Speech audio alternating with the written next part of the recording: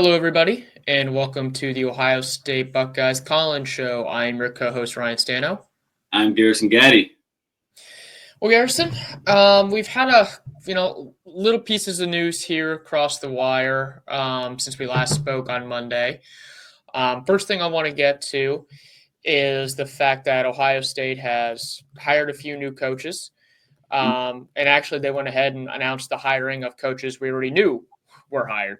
There hadn't really been an official announcement as far as the defensive, offensive coordinator positions, and then the offensive line coach as well. So the hires of Matt Patricia and Tyler Bowen were officially announced. The promotion of Brian Hartline was also officially announced. But there was also some news as far as Ohio State hiring some new analysts. And all of them actually have to do with the offensive line. So Buckeyes went ahead and hired Charlie Dickey, Marcus Johnson, and Wendy Laurent to their staff. Dickey, former offensive line coach at Utah, Oklahoma State, Kansas State.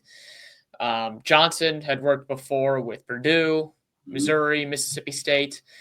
And Laurent had actually, this is kind of his first offensive line position coach, or I guess offensive line work, but he was an associate head coach and a tight ends coach at Dartmouth, and he's a former Penn State offensive lineman. So what do you think about all these hires? Do you think it was smart? What are your thoughts? I think it's smart. I do love the fact you added someone else that will be working with the offensive line. It's clear. I'm very happy that Ryan Day is making that emphasis to make sure that the offensive line is better. That is that they can move it to eliteness, if that's even a word, especially recruiting. I do like that. Also, if you have an analyst, they're also checking who's doing better using whatever analytics they have, especially for recruiting. You want to see that, because if you look at recruiting sometimes, stars are one thing, but when you get to that, once you get past, the top 150, it gets kind of mumbled jumbled in there, and it's hard to differentiate who's actually a better player. I think that's what they can help out with. Yeah, I think this is a smart move. Not just because it helps with the offensive line specifically, but also because with the new rules, there's no you can have as many analysts as you want, basically. You can have as many on-field coaches now.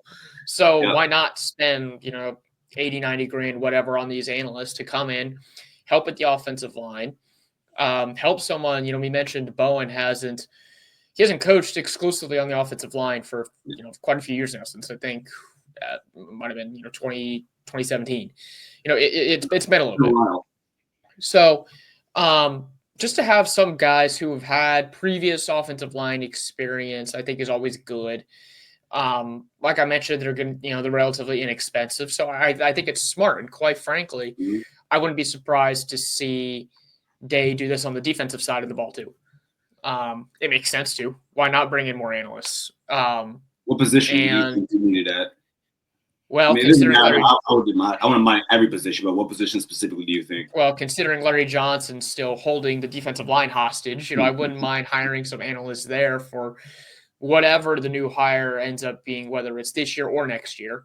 So, I think that would be a good idea. I wouldn't mind, some analysts to help with the linebackers. Laurinaitis, this was his first a couple years being an actual linebackers coach. So if you get some ex-linebackers coaches in there, that could always help with experience. I'm pretty comfortable with the secondary as it is. So I don't necessarily know if you need analysts there, but any defensive minds that can help Matt Patricia out, I think would be appreciated. Not just because you said his name, I just had to ask you, do you think Larry's going to leave? I don't know. I truly don't know. I've been getting mixed information. Some people think he's going. Some people think he's going to stay.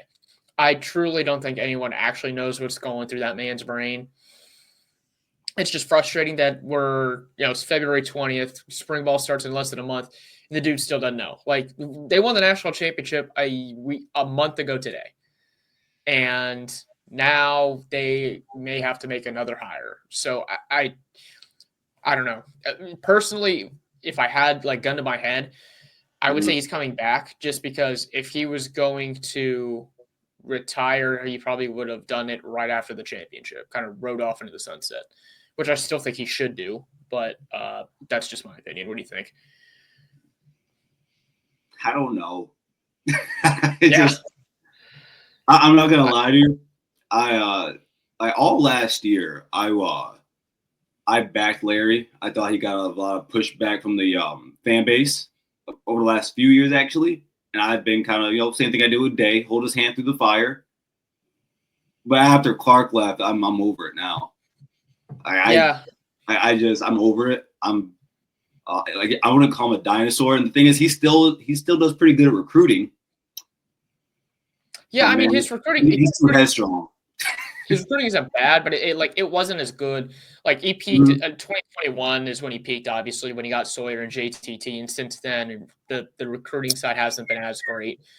And like you mentioned, I think he was a legend for a while. I think at this point it's just kind of time to move on.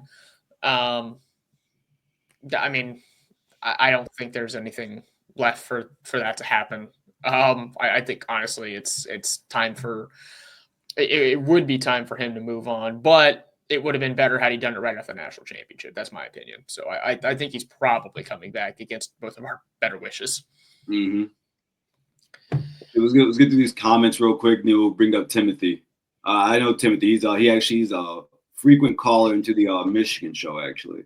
Okay. Well, this one here, I mean, this is definitely happening. Schools have been using Larry Johnson's age for negative recruiting for years. Like it's been like that. So that's something they've had to overcome. And quite honestly, that's why getting Edric Houston was such a big win last year. For him to be a freshman last year in the class of 2024 was a big win to get him. But this has been happening for years. And the reason why, I mean, I want to hear your thoughts on this too, Garrison. I mean, it's not just that he had that struggle with Knowles at the beginning of the year up until that Oregon game. It's the fact that the defensive line doesn't seem to be evolving. We just talked about the recruiting, how that hasn't been great. You look at the defensive line and, the way Larry wants to play it, he wants those guys to get the sack numbers, but those sack numbers haven't really manifested. So either his coaching hasn't been good enough to get those numbers from, the defensive end of the defensive line or defensive tackle position, or he tried really hard to get Jim Knowles to play his defense, and that power struggle resulted in a bad defensive game against Oregon. It's one of the two. What do you think? So Wesley, I do understand like what you mean by like, is it just the B? Where's the evidence in this? For me, it's just like he just stated about the recruiting has kind of gone a little. I don't want to say downhill, but it has deteriorated to an extent. When it comes to on the field, Jim Knowles' defense, it requires usually it's a 3-4. It's a 3-4, 4-2-5, whatever you call it, and he usually uses an athletic guy on the edge. That's not what we were doing for most of the season. Larry also has been terrible when it comes to rotations. I think back to the Notre Dame game the previous season. And if you look at the snap count, JTT and Jack Sawyer played every snap of that game. And it happened throughout the whole season. And even through this season, it seemed like he got kind of forced to not do that because the seasons before that, the same thing happened then. So it's a lot of things that are finally snowballing. Everything's just kind of coalescing. Yeah. Yeah. It's just what it is.